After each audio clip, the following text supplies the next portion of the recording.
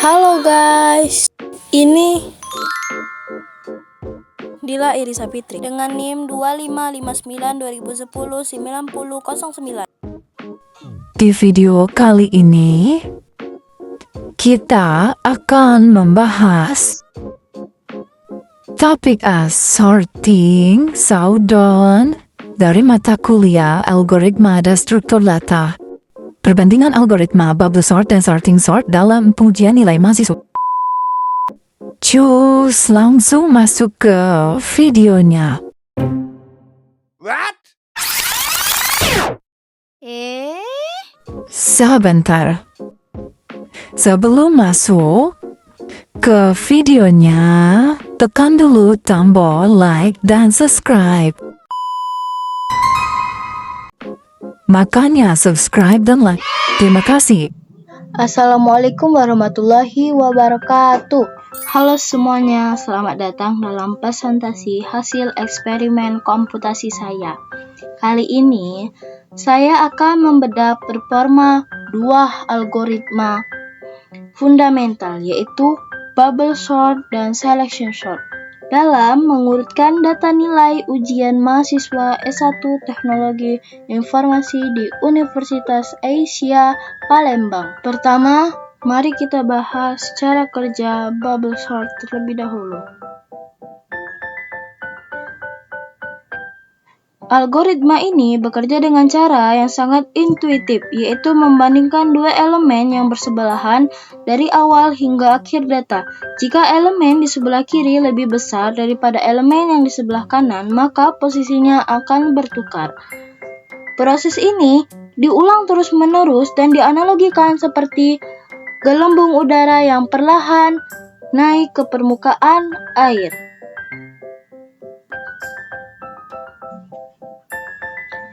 Mari kita ilustrasikan. Semisal kita memiliki data uji nilai 85, 70, 90, dan 60. Pada tahapan pertama, algoritma membandingkan 85 dan 70. Karena 85 lebih besar, terjadi pertukaran posisi menjadi 70, 85, 90, dan 60. Proses berlanjut hingga angka terbesar yaitu 90 berhasil didorong ke posisi paling akhir. Posisi yang paling benar. Langkah ini diulang pada langkah kedua dan ketiga sampai posisi seluruh data benar terurut menjadi 60, 70, 85, dan 90. Sekarang kita beralih ke algoritma kedua, yaitu selection sort. Berbeda dengan bubble sort, algoritma ini bekerja dengan cara membagi data menjadi dua bagian secara imanejer, bagian yang sudah terurut di sisi sebelah kiri dan bagian yang belum terurut ada di sisi sebelah kanan. Mekanismenya adalah memindai seluruh area data yang belum terurut untuk mencari nilai terkecil lalu menukarnya langsung ke posisi paling depan. Mari kita simulasikan dengan data nilai yang sama. Pada pas pertama atau literasi pertama, algoritma menyisir semua data dari indeks 0 sampai indeks 3. Indeks 0 itu 85, indeks 1 70, indeks 2 90, dan indeks 3 60. Dari indeks 0 sampai 3 dan menemukan bahwa 60 adalah nilai terkecil. Angka 60 ini langsung ditukar dengan posisi pertama. Hasilnya menjadi 60, 70, 90, 85. Proses berlanjut pada pas kedua dan ketiga untuk mencari nilai terkecil berikutnya hingga seluruh elemen berpindah ke bagian kiri yang terurut. Selanjutnya, mari kita lakukan demo eksperimen secara langsung untuk membuktikan teori tadi di terminal.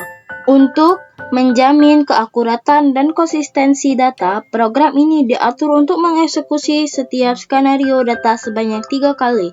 Kemudian carikan data-datanya. Mari kita jalankan kodenya sekarang.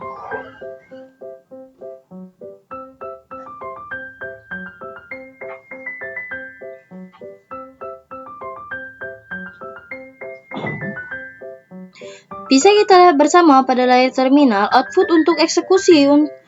Untuk ketiga ukuran, data telah muncul. Pada skala kecil atau N100, data perbedaan waktu komputasi masih berbeda di satuan milidetik yang sangat tipis. Ketika data dinaikkan ke skala dengan 1000, perbedaan performa mulai terlihat, terutama pada kondisi data acak, dan data terbalik. Puncaknya adalah pada skala besar, yaitu 10.000. Di sini terlihat perbedaan performa yang sangat kontras dan signifikan di antara kedua algoritma tersebut. Agar lebih mudah dipahami, mari kita analisis hasil empiris tadi melalui grafik performa yang ada di layar. Sumbu X mewakili ukuran data dari 100 hingga 10.000 dan sumbu Y mewakili waktu eksekusi dalam satuan detik. Ada dua fenomena menarik yang terlihat dari data ini. Pertama, pada kondisi data acak dan terbalik, waktu eksekusi kedua algoritma melonjak, membentuk kurva kuadrik. Seiring bertambahnya jumlah data, namun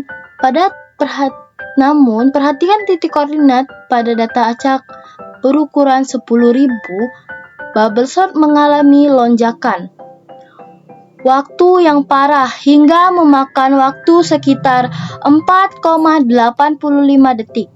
Sementara itu, selection sort jauh lebih stabil dan efisien karena hanya membutuhkan waktu sekitar 2,58 detik. Pada data terbalik, bubble sort membengkak hingga 6,95 detik. Kedua, mari kita lihat tren pada data yang sudah terurut sejak awal. Tren grafiknya berbalik secara drastis. Grafik bubble sort hampir mendarat sempurna mendekati angka 0 detik. Tepatnya hanya 0,0036 detik pada data 10.000. Sebaliknya, grafik selection sort tidak terpengaruh sama sekali, tetap konstan berada di kisaran 2,61 detik. Hasil eksperimen nyata ini terbukti valid dan sesuai dengan teori kompleksitas Big O. Berdasarkan seluruh data eksperimen empiris yang telah kita uji, apa kesimpulannya? Algoritma mana yang lebih baik? Tentu, selection sort secara umum lebih unggul dalam menangani mayoritas kondisi pengurutan nilai mahasiswa yang bersifat acak atau dinamis. Pada skala data besar, selection sort mampu bekerja hampir 2 kali lebih cepat daripada bubble sort. Karena selection sort memiliki efisiensi yang stabil dalam meminimalkan operasi penulisan ulang memori atau proses web. Namun, bubble sort memiliki keunggulan mutlak yang eksklusif hanya jika kondisi data nilai mahasiswa diyakini sudah terurut seluruhnya. Optimasi penandaan atau plang pada kode bubble sort membuatnya mampu berhenti di lewatan pertama tanpa membuang waktu komputasi. Sebagai rekomendasi praktis untuk program studi S1 teknologi informasi, jika data sistem ingin mengurutkan nilai ujian dalam skala besar yang polanya belum tentu diketahui, gunakanlah selection sort demi kestabilan sistem. Namun, jika hanya mengalami sedikit modifikasi atau perubahan kecil, bubble sort dapat menjadi pilihan yang lebih bijak. Teman-teman sekalian, seluruh data, hasil pengujian dan analisis mendalam dari sorting showdown ini telah kita saksikan bersama. Namun, di balik angka-angka dimensial kecepatan eksekusi yang telah dipaparkan, ada sebuah esensi yang jauh lebih penting untuk kita renungkan. Riset empiris ini membuktikan secara nyata bahwa di dalam dunia teknologi informasi tidak ada algoritma yang benar-benar sempurna untuk segala kondisi. Setiap baris kode dan metode pengurutan diciptakan dengan karakteristik, kelebihan, serta ruang optimalnya masing-masing. Pengetahuan dan barisan algoritma ini tidak akan menjadi solusi jika tidak kita aplikasikan dengan bijak untuk menjawab tantangan manajemen data di sekitar kita. Sebagai penutup, saya Dila Irisa Fitri dengan NIM 255920109009, mahasiswa S1 Teknologi Informasi Universitas Aisyah Palembang, menyampaikan rasa terima kasih yang setinggi-tingginya kepada dosen penguji serta teman-teman sekalian atas waktu dan perhatian berharga yang diberikan sepanjang video presentasi ini. Saya sangat terbuka untuk menerima setiap pertanyaan dan masukan. Terima kasih, selamat siang. Wassalamualaikum warahmatullahi wabarakatuh.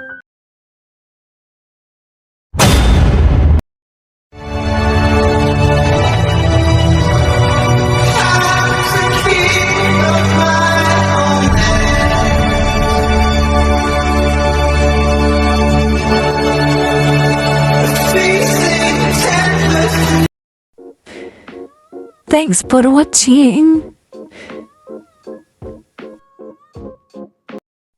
See you guys.